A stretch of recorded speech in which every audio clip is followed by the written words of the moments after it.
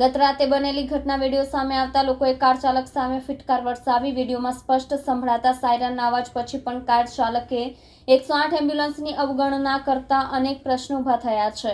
હાલ ટ્રાફિક વિભાગની ટીમ દ્વારા ગાડીને આઈડેન્ટિફાઈ કરી કાર્યવાહી કરવા માટેની તપાસ શરૂ કરી છે। સુરતમાં કાર ચાલકની નફટાઈ અને બેશરમીનો એક કિસ્સો સામે આવ્યો છે।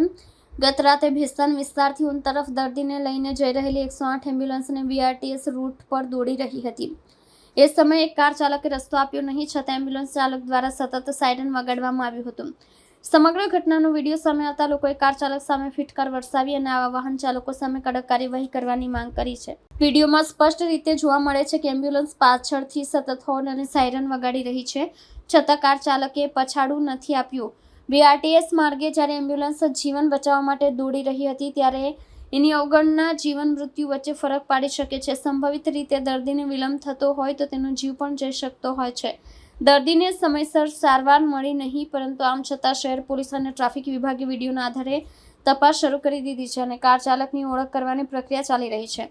હાલ ટ્રાફિક વિભાગની ટીમ દ્વારા ગાડીને આઈડેન્ટિફાઈ કરી કાર્યવાહી કરવા માટેની તપાસ શરૂ કરી છે। કેમેરામેન હકીમ શેખ સાથે વસીમ હાસમીનો રિપોર્ટ, આઝાદ ન્યૂઝ, સુરત। સુરત શહેરમાં હું ભેસ્તાન રોડ ઉપર એક એમ્બ્યુલન્સની આગળ એક પ્રાઇવેટ વાહન જતું હતું, એને વારંવાર ટકોર કરવા છતાં એ હટેલ ન હતું। જે બાબતે આ પ્રાઇવેટ વાહન ચાલકને સીસીટીવી કેમેરામાંથી આઈડેન્ટિફાઈ કાર્યવાહી કરવાની ચાલુ છે અને મળી આવે તેના વિરુદ્ધ શિક્ષાત્મક કાર્યવાહી કરવામાં આવશે। ખાસ કરીને હું સુરતની જનતાને ખાસ અપીલ કરું કે જ્યારે પણ કોઈ એમ્બ્યુલન્સ જતી હોય, ફાયર ફાઈટરના વાહન જતા હોય, પોલીસના વાહન જતા હોય, જેને તાત્કાલિક પહોંચવાનું હોય, જેથી આવ્યા વ્હીકલોને ખાસ પ્રાયોરિટી આપી અને સાઈડ આપી અને જવા દે, જેથી કરી અને કોઈ પણ આપણી વિપત્તા હોય કે કોઈ પણ મુશ્કેલીમાં જે જવાનું હોય સરળતા બને અને આપણે જે પણ પબ્લિકને ન્યાય આપવાનો હોય, એની મુશ્કેલીમાં હોય એને આપણે વહેલી તકે પહોંચી વળી અને એનું નિરાકરણ કરી શકાય। લોકોને શું અપીલ કરે છે?